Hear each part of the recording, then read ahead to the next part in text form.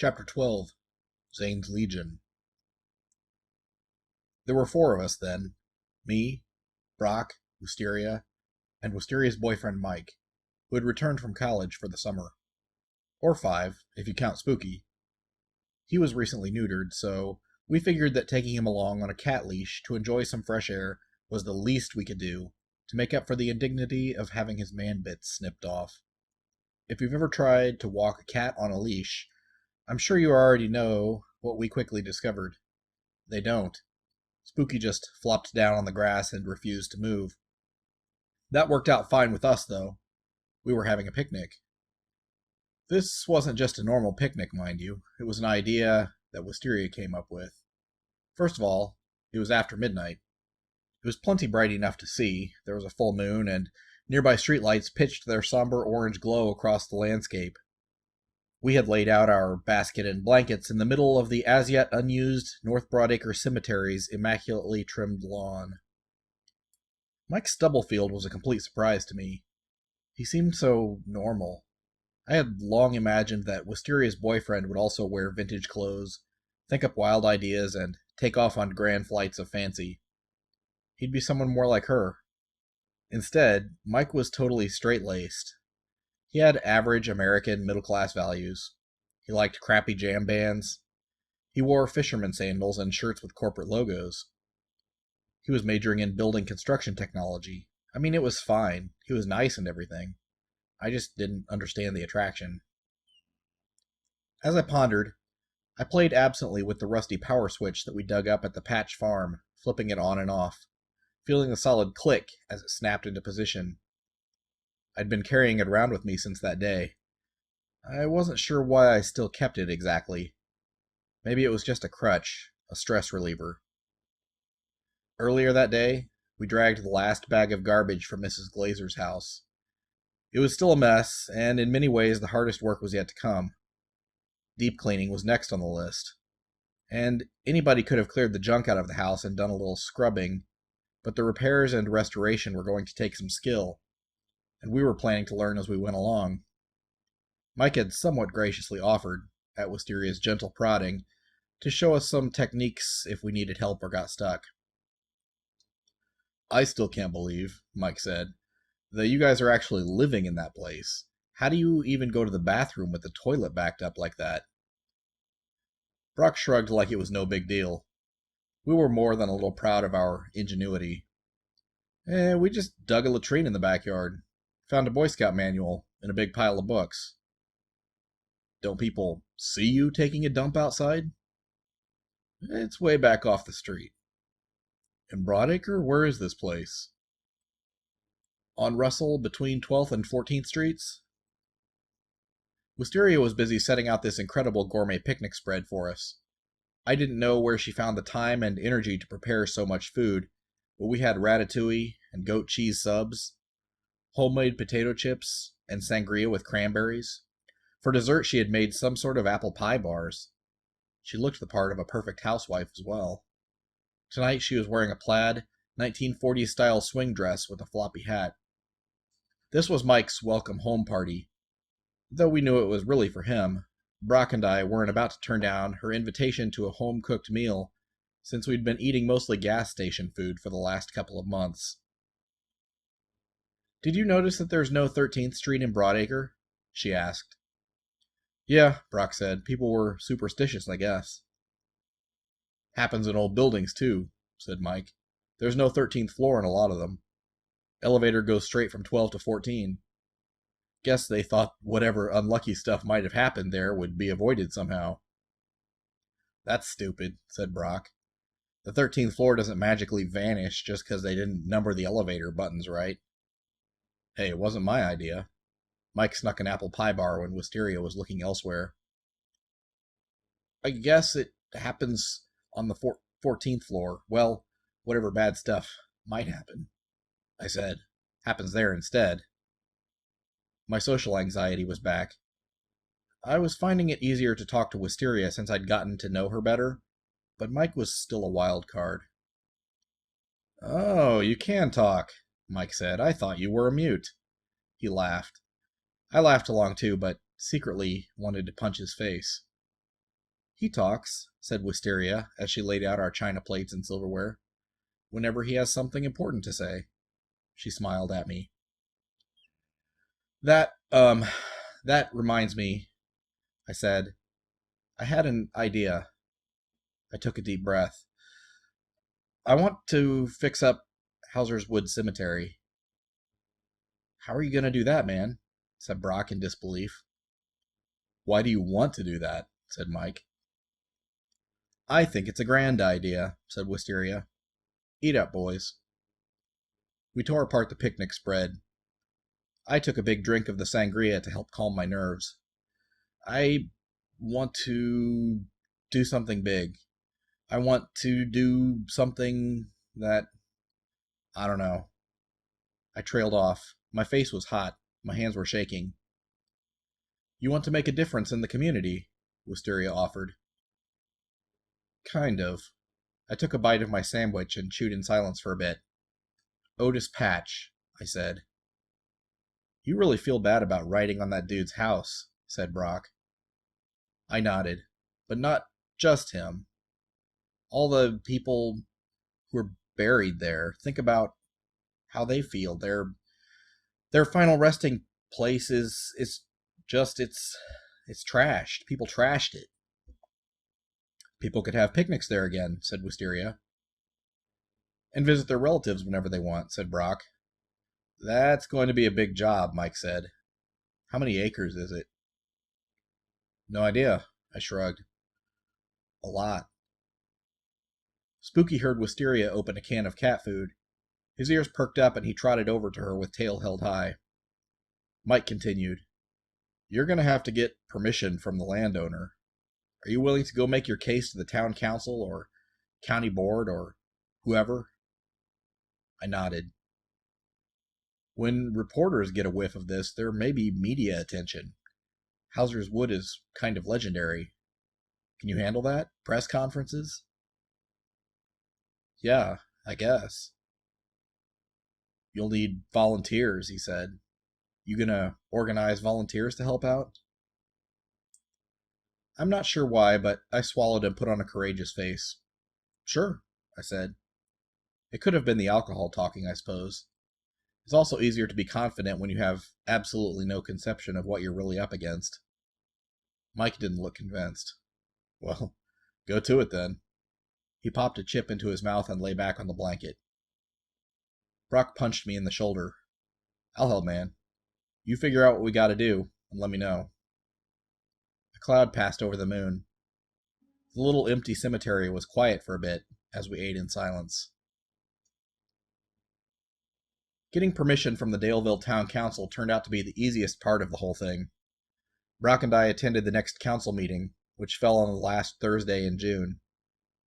Meetings were held in a rented construction trailer that was propped up on blocks near the back of the Daleville United Methodist parking lot. Stepping into the trailer was like entering a time warp where the 1970s lived on forever. The walls were paneled in dark grainy wood. The carpet was deep pile green shag, and the drop ceiling was stained yellow from years of tobacco smoke. Several rows of dented metal chairs were arranged in semicircles before a long folding table. Behind that table were floor-standing flagpoles, bearing the Indiana and United States flags, and Jesus watched over everything in the room. Well, pictures of Jesus, anyway. Most were the typical reproductions of Renaissance art that you'd see in any old church, but a few seemed like they'd been painted by a local artist with only passable skills in rendering the human form. In one particular portrait, Jesus looked pretty constipated, and also vaguely Asian. That was my favorite one. I tried not to look at it too much, though, because it was hard to stifle my laughter, and I didn't want to jeopardize the mission. Besides Brock and I, there were only 4 other people in the audience, all elderly. That was fine with me. I'd been expecting a large crowd, and my anxiety was running high, so seeing the meager attendance relaxed me quite a bit. I kind of wished that Wisteria had been there, but she was off doing her secret kindness thing. There was a big Little League game between rivals Broadacre and Kokomo at the Rotary ball field in the park that night, and while all the parents would be focused on the game, she was planning to sneak around and wash everyone's windshield, Apparently, she did this every year, so I couldn't be too upset with her. The town council and their entourage finally made an appearance about 20 minutes late. With them was Officer Harlan, the cop who had stopped us outside the cemetery, and a couple of other official-looking people that I didn't recognize. The council members themselves were a strange crew. The oldest was Richard Harlan, the chairman, who was liver-spotted and wheelchair-bound. He looked like he was about 90 years old. 3 people carried his frail body up the steps because there were no ramps providing handicapped access, probably a violation of several federal laws, while another struggled to move his motorized wheelchair inside. Second in command was Rick Harlan Jr., who wasn't helping to carry his father, but instead micromanaged everyone else's activities. The third Harlan in the group was Eli, and I assumed he was the meth addict of the bunch, if the legends were to be believed. He was about 40, with long stringy hair, a child molester mustache, and a face pockmarked by acne scars. He didn't talk much, but when he did, I could see that he only had about 4 teeth left in his mouth. The other 2 council members were related to the Harlan clan by marriage, rather than blood, as I'd discovered. Skinny James Kneebone was the only one wearing a suit in the building and was some kind of a lawyer. I never did catch the real name of his son, the youngest member, with the buzz cut and the fat neck. Everyone just referred to him as Boog. The men's girlfriends, wives, and children spilled in behind them and took seats at the back of the room. I saw some of the locals giving Brock looks. The kind of looks that say, "You don't belong here." Their kids ran around screaming and fighting during the interminable proceedings. The meeting started with the Pledge of Allegiance. Then Richard Sr. launched into a long and rambling prayer in which he thanked Jesus, God, the Holy Ghost, every branch of the United States military, including the Coast Guard, George W. Bush, Dick Cheney, the 700 Club, some other people whose names I didn't recognize, and finally Jesus again. Then the real fun started.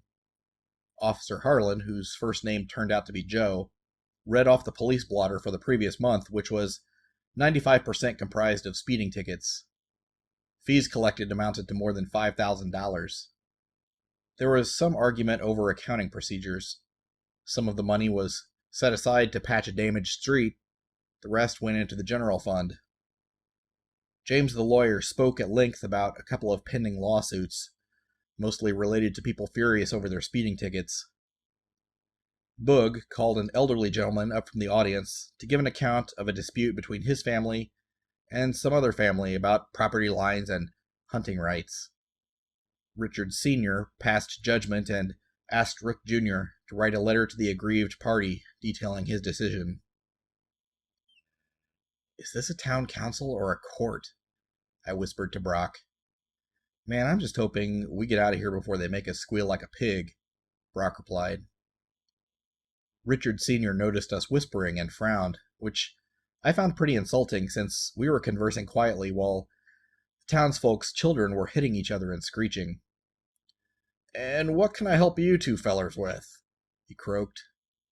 I stood up, trying to will my hands to stop shaking. "I want to, I have an item of general business, sir." Richard Sr. sat back heavily in his wheelchair. "Say your piece." "Ladies and, gentlemen, I have a proposal. I would like to make a proposal. I propose that..." Richard Sr. sighed loudly. I took that as a signal to get to the point, quickly. "I would like to volunteer my services to clean Hauser's Wood Cemetery. Clean and, restore the cemetery." "We don't have no money for that," said Rick Jr. It wouldn't cost anything," I said quickly. "I'd volunteer. For free." "Why?" asked Boog. "Well, I looked down at my note cards. They were all curled up and bent since I'd been twisting them in my hands as we waited. "The cemetery, it's part of our shared cultural heritage, you know? Nothing in Boog's blank expression told me that he did know, but I continued anyway. Taking care of that heritage, cleaning it up and stuff, it would be a way of doing something good for the whole community. I trailed off. The councilman said nothing. I decided to try a different tack. Matthew 15, verse 4. For God said, honor your father and mother, and anyone who curses his father or mother must be put to death. Our mothers and fathers, that's our ancestors. All of us. In a way, right? They're buried there, buried in that cemetery, but it's been cursed by all of us. Cursed by weeds and vandalism. We need to honor our fathers and mothers. We need to make it right. Those Sunday school classes finally paid off, right? I mean, I didn't pull that quote out of my head. I had to look it up the night before. But I know what gets people off in this town. Richard Sr. nodded. He with you? He motioned to Brock. Yes, I said. The old man tinted his knobby fingers. You have experience with this kind of restoration and cleanup work? Yes, I said. Not the whole truth, I must admit, but I figured cleaning the hoarder house would kind of qualify. The old man shrugged. Okay, said Richard Sr. Go to it. Thank you, sir, I said, relieved. Richard Sr. rotated his wheelchair to face Officer Harlan. Give 'em a card with your number, Joe. Let 'em in the cemetery whenever they need to work. He looked straight at Brock.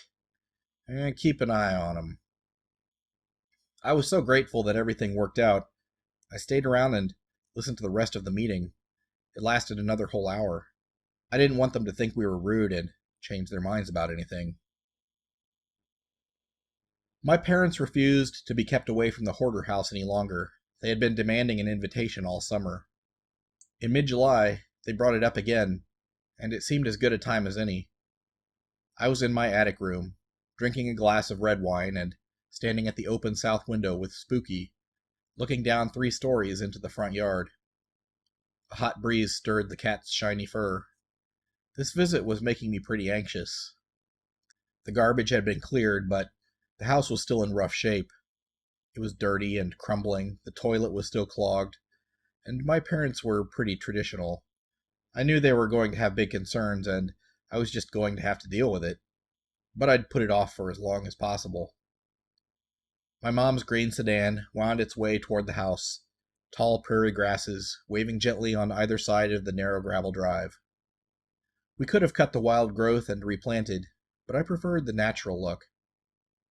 Why spend time and money weeding and watering, mowing and edging to maintain a green, uniform lawn, when the natural big blue stem and bottle grass plants were perfectly adapted to the area? They were drought tolerant, insect resistant. They provided food and shelter for other animals. Plus, I was kind of lazy and didn't want to do any more work than I had to do. My parents, I was sure, would have something to say about that. I heard a knock downstairs. Spooky jumped down from the windowsill and ran off to investigate. Then my mom's voice. Brock, how wonderful to see you again. My parents loved Brock.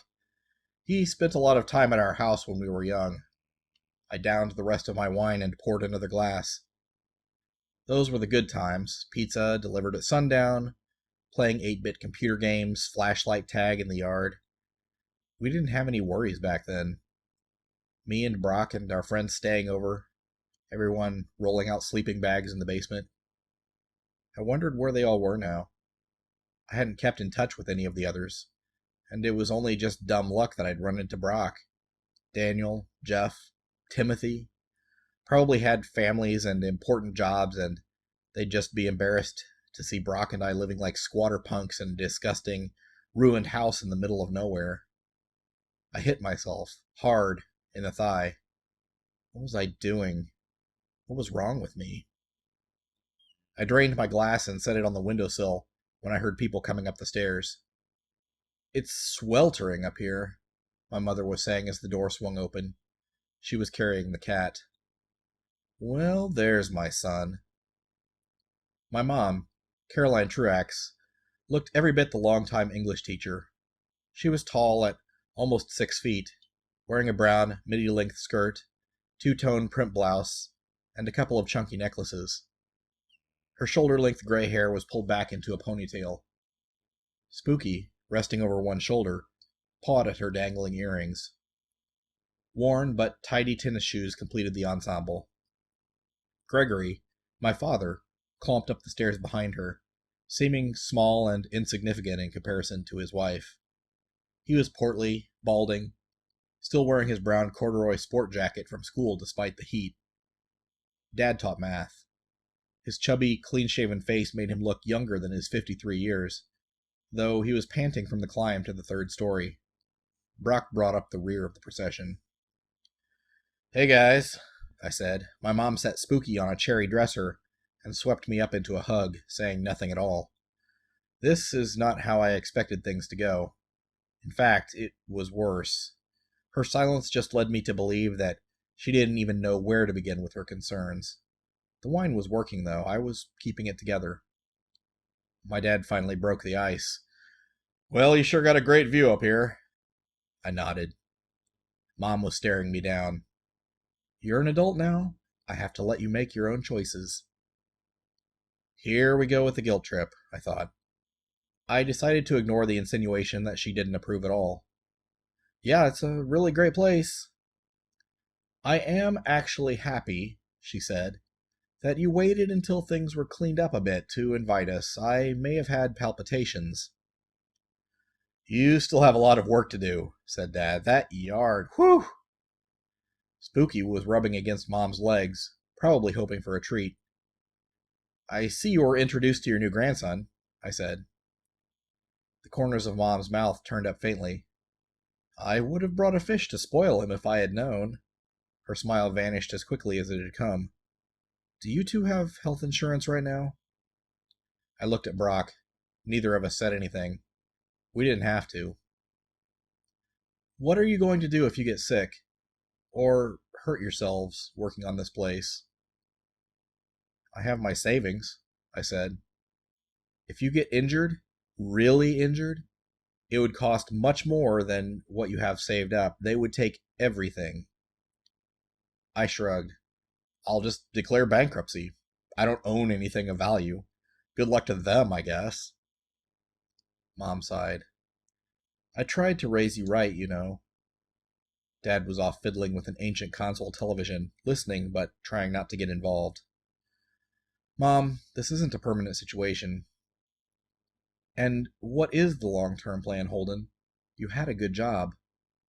No, I said, it wasn't. Brock chimed in. If we figure out how to make this work, Mrs. T, we could make real money flipping houses. Just like Mr. Armisen does. My mom frowned. It had only been a couple of months since I had moved out of her house, and yet she was already looking years older. She seemed to have gained dozens of new wrinkles, around her eyes, her lips, upon her brow. What's your fallback plan if that doesn't pan out? I thought for a moment. Then I can always get a real job, working for some boss I hate. And you'll just move back into my house, I suppose. My dad finally spoke up. Come on, Caroline. She sighed. Well, if you're going to make your own choices, then I suppose I'll let you make your own mistakes as well. Guess so, I said. Brock clapped his hands together. Hey, how about if we continue the tour? My mom said nothing and headed back to the stairway. Dad was sitting in a plush recliner beneath the golden glow of an antique floor lamp, reading some sort of 1960s lad mag with a cheesecake model on the front. Well, I'm a little jealous of this place. Mom gave him a don't encourage this behavior type of look. Just saying, he added. Good old Dad. He reluctantly hefted himself to a standing position and followed us downstairs. Brock led my parents through the rest of the house, making sure to point out how much progress we'd been making. He skillfully avoided showing them the bathroom as we had discussed beforehand. I was really hoping that neither of them had to go while they were here. Mom frowned at the dirty walls, the cracked plaster, and the gouged hardwood. She held up one finger, as if to run it through a nest of cobwebs in a corner of one room, and then thought better of it. A couple of times, she covered her mouth and nose with the back of a hand to block out the smells that still lingered. "I'm honestly surprised that the two of you haven't gotten really ill yet," she said. We're tough, Mrs. T," Brock said. There was a sudden whump from upstairs that made my heart race. It wasn't the cat. He was with us. "Got some ghosts in this house?" asked my dad. "Maybe," I said. "They usually leave us alone, though." Mom turned on the faucet at the kitchen sink. "At least you have running water, one of the cornerstones of modern civilization." She turned to address me directly. "I noticed that we skipped the bathrooms. I'm not even going to ask." We walked out onto the porch where Brock and I had dragged some usable, if rickety, furniture into a semicircle to form a rough conversation space. The sun was just beginning to set over the tops of the trees in the west, lining the clouds with peach against a velvety purple sky. Mom took some baby wipes out of her purse and wiped down the wicker settee before alighting upon it. Dad stood at the porch rail and looked out over the yard. Mom sighed. "I really wish you two would reconsider." Before I could retort, she added, "But I can't stop you." "We'll be okay, Mrs. T," said Brock. "No worries." "Just wait until you see how amazing this place is going to look," I said. Dad turned to us. "This used to be a beautiful house back in the day. I remember from when I was a kid. I'd love to see it fixed up nice." Mom sighed again. I wished she would stop doing that. "Just be careful, okay?" Brock and I agreed quickly. Then I remembered something. "Hold on a sec. I need you guys' help." I dashed into the house, grabbed a sheaf of photocopied papers, and returned. "You're both teaching summer school, right? Can you post these around school? And anywhere else you think they might be seen?" Utilizing those mad graphic design skills that were going to waste, I had put together a flyer calling for cemetery cleanup volunteers. Mom read it with a puzzled look. "My son, the misanthrope, the hermit, is in charge of this?" I nodded, a bit smugly. "Are you doing this to impress a girl?" "Nope, it's all me." She stood and handed half the flyers to my dad. "I'll post them. I'm not sure how many takers you'll get." She hugged Brock and me in turn, embracing me for a long time in particular. Dad shook her hands. Then they were off. As their car drove away, Brock said, "That could have gone worse, I guess." "She doesn't think we can do it," I said. The last sliver of sun vanished behind the black shadow cutouts of the trees. It was 9 a.m. one overcast Saturday at the beginning of August, and oddly, we hadn't seen Wisteria in almost a month. I'd tried to call her a few times, left messages, and gotten no response. Would have been nice to have her help today of all days, but what could I do? I wondered if we'd upset her somehow. Brock and I were standing outside the main gate of Hauser's Wood, waiting for Officer Harlan to arrive with the key, so we could get inside to start cleaning. The back of Brock's truck was loaded up with all the tools I could find. Some were taken from Mrs. Glazer's stash, and some were begged from family. We had rakes, shovels, pruning shears, hammers, saws, garbage bags, gloves, and all sorts of stuff. There were quite a few items that I couldn't even identify. I was hoping one of the volunteers would know what they were for. If any volunteers even show up, I thought. We also had a riding lawnmower and electric trimmer that the Daleville Town Council allowed us to borrow. I was nervous, but I had a secret weapon. Another useful item I'd found in the hoarder house was a metal flask. I'd never carried a flask before and always thought of them as old-fashioned, but now I could understand the benefits.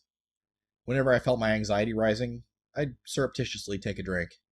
It was a little magic confidence booster. Officer Harlan pulled up in his squad car and stepped out. I waved to him. He didn't wave back, but detached a ring of keys from his belt. "Is it just you two?" he asked.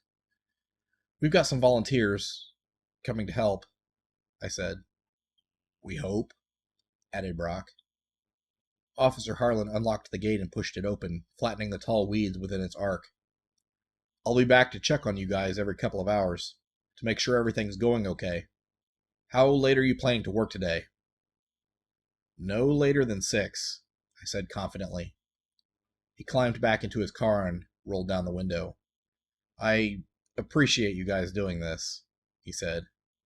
He seemed embarrassed, speaking gruffly but looking straight ahead through the windshield rather than at us. I have relatives here myself. Then he rolled out and was gone. Brock and I stared into the gnarled green maw of the cemetery. It looked like an impossible task before us, but we had seen this situation before. The first night we spent in Mrs. Glazer's house. It could be done. I took another drink. Man, how did I let you talk me into this? Brock asked. You offered, I said with a grin. Come on, let's get this stuff unloaded. As we pulled our equipment out of the truck bed and laid things out in neat rows, another car pulled up. A fancy new SUV. It was Mike Stubblefield, but Wisteria wasn't with him. He got out and walked slowly toward us. I felt the bottom drop out of my stomach. Something was wrong, I could tell. Mike, I said, where's Wisteria? Not coming, he said. Is she okay? Asked Brock. She's not dead, if that's what you mean. That was somewhat encouraging. She's been depressed lately and having a hard time with it. Why is she depressed? She was fine the last time we saw her, Brock said. I don't think there's any reason in particular. Should we go see her? I asked. Mike shook his head. She doesn't want to see anybody. Not even me, honestly, but I insisted. It's nothing personal. Doesn't want to be a burden. She calls it falling into her black hole. Will she be okay? Brock asked. Eventually. It happens every so often. She did get your messages and sent me over to tell you guys she's sorry. Not her fault, I guess. I thought of Wisteria lying on her bed in a dark room, shades drawn, staring at the wall. It was hard to imagine. She asked me to help you out, if you want me to. Absolutely, I said. You may be the only volunteer we've got. We started dragging all of our gear inside the cemetery. Mike turned out to not be the only volunteer, though. After we had been inside for about half an hour planning our work, another car showed up. It was a couple of kids from Broadacre High. They introduced themselves as Dale and Kyle, seniors who had seen a flyer that my mom posted and thought it would be fun to see the supposedly haunted cemetery of legend. I'd been planning to hand off the role of actually interacting with the volunteers to Wisteria, knowing that her bubbly, outgoing nature would make telling people what to do easy for her. I was going to oversee the work and decide what needed to be done myself, then let her figure out who should make it happen. Obviously, things weren't going to go according to plan. We just arrived, and already I wanted to hide behind Brock or take off running and not look back. Kyle approached Mike. So, where should we start? This dude's in charge, he said and pointed to me. Hey, I said timidly. I started to extend my hand to shake, then changed my mind. What if high school kids think shaking hands is too formal? Will they think I'm weird? I thought. But Dale had already reached out in response, so I figured, okay, what the hell, and stuck my hand out again. Dale and Kyle shook it in turn. Both had a stronger grip than me. Do they think I'm a pussy? I wondered. Probably. I said. My mind was all over the place. Should I tell them why I'm doing this to give them some background? Should I just tell them what to start working on? And what should they start working on? I don't want to sound like I'm lecturing them. They might decide to leave and not come back. I decided that the best thing to do would be to give them a task to work on, but what actually popped out of my mouth was, glad you, came out. Feel free to, walk around. Take a look around. Get the lay of the land if you want to. All right, Kyle said. He and Dale went off down the path. Damn it, I thought immediately. That was stupid. I felt that intense urge to punch myself in the head that usually happened after a botched social interaction. I'm going to get this mower ready, said Mike. I nodded absently and headed back to Brock's truck. All I wanted was to get out of there. When I was out of sight of the others, I took another drink from my flask. Why did I even want to do this? I thought. I'm going to look stupid if I go through with it, and I'm going to look stupid if I quit. There's no good outcome here. Brock came and found me. Hey man, you alright? I nodded. No, I thought. We need your direction, great leader. I can't do this. Come on, Zane, Brock said. Don't get like that. I looked up at him. Will you tell the volunteers what to do? Brock shook his head. I don't even know what the plan is myself. This is your project, man. I took another drink. I wasn't even trying to hide it now. I'll tell you what needs to be done. Then you can hand out the tasks to Mike and everybody else. Brock wiped the sweat from his forehead. Okay, here's the deal. He pointed to my flask, so I handed it to him. He took a drink and made a face. What is it? Whiskey. Okay, you tell me what Mike and the 2 Broadacre High kids should do, and I'll get them started. If anyone else shows up to help, it's your turn. I took back my flask. All right, that's fair, I said. Probably no one else will show up. Good, said Brock. Let's go. I laid out the tasks that I thought needed to be accomplished today. We would have to mark the locations of the gravestones hidden in the weeds so we wouldn't run into them with the mower. We would need to cut back the weeds with a scythe or a manual weed cutter. Then we could cut the grass with the lawnmower. I knew that would be plenty for the first day of work. Brock led me back to where Mike was filling the riding lawnmower with gas. We could see the 2 high schoolers off in the distance. Hey Mike, Brock asked. We brought a manual blade. Will you start cutting down weeds for me? No problem, said Mike. He went to his task. Brock yelled across the cemetery. Dale! Kyle! They trotted over to us. Got a job for you guys. Can you find some long sticks, tie some rags onto the ends, and stick them in the ground wherever you find a gravestone? We don't want to crash into them with the lawnmower. Will do, said Kyle, and they set about their work. Brock turned to me looking smug. See? That's all you gotta do. They want to help. That's why they're here. You make it look easy, I said. I wanted to hug him. If anybody else shows up, they're yours, he said. Drink your whiskey or do whatever you need to do. I'm going to chop weeds. And then it was as though some sort of a god somewhere decided to teach me a lesson. Brock went off with Mike, hacking at the brush, just as another car pulled up outside the gates. This one, a 70s muscle car. 2 men in their 30s got out.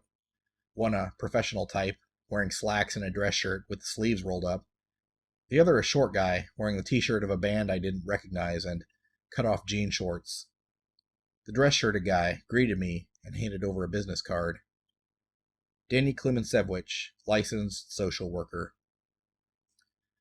This is my client Irv, he said, pointing to the guy in the band shirt. As a condition of his sentence, he needs to put in a couple 100 hours of community service. Now, you can say no, but I thought this might be a good opportunity for him. Can he do some work for you? I had absolutely no inkling that we might see some criminal types making restitution. Has this guy been in prison? Was he convicted of murder? Were some of the thoughts that immediately rushed into my brain.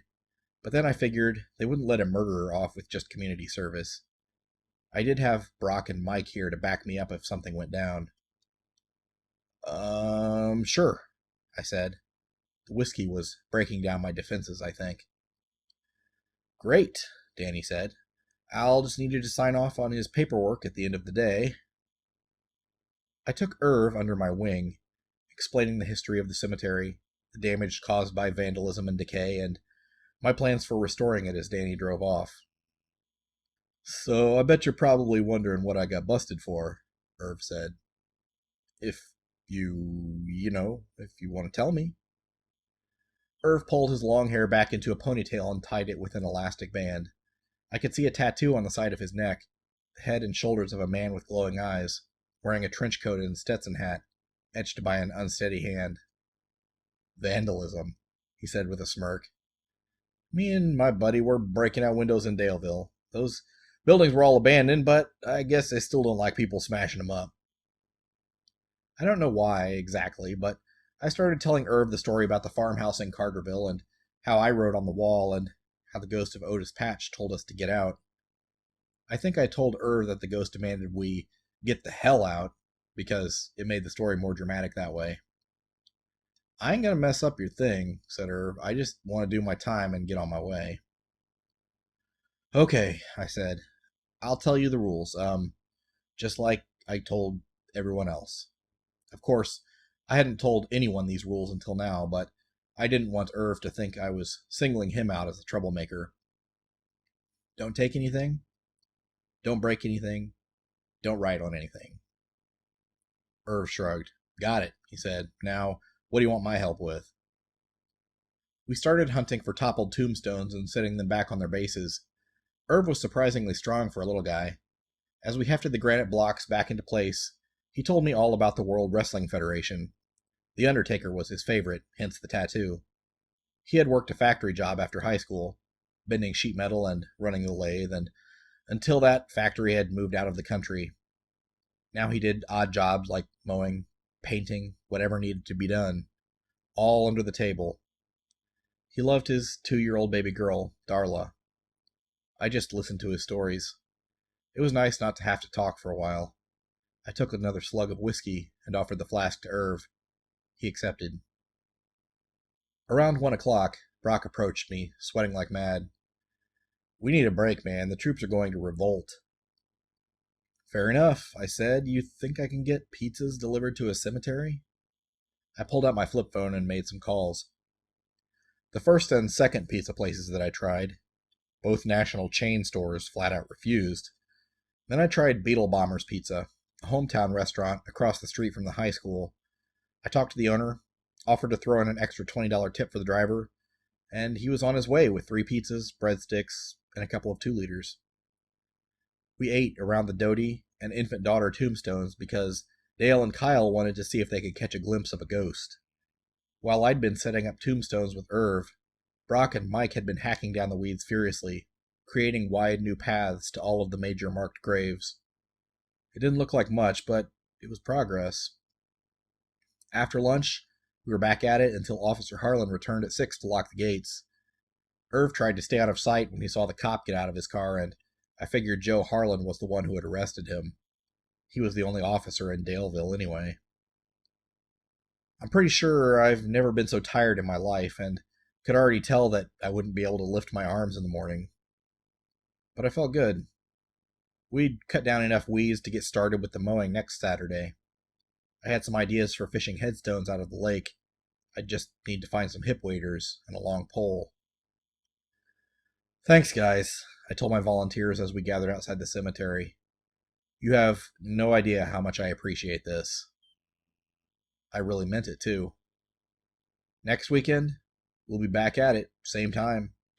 I'd love to have the help if you could make it. As we watched the cars bump down the dusty path out to the main road, Brock said, You done good, my friend. I'm not sure if it was relief, gratefulness, alcohol, or a combination of all 3, but I wanted to start crying right there. I kept it together, though. Saturdays went by. We never did see Dale or Kyle again, but that was okay. Mike came back to help out. Irv showed up each morning at 9:30 sharp, driving himself in a rusty 2-door. I'd been finding bulletin boards in shops and restaurants around town, to which I pinned my flyers. Over time, other volunteers joined our group until we had around a dozen people helping out every weekend. We were able to accomplish even more than what I had planned. The second weekend, we finished cutting back most of the weeds and then mowed the remaining grass to an even 4-inch height. I sent a team to probe the bottom of the lake for headstones. A couple of guys would wade out and drive a long sharpened pole into the silty mud at the bottom. if it hit something hard, it turned out to be a headstone more often than not. They dragged around 20 of those slimy granite blocks back onto the shore. An inscription upon one caught my attention immediately. Otis Patch, born November 1917, died April 1980.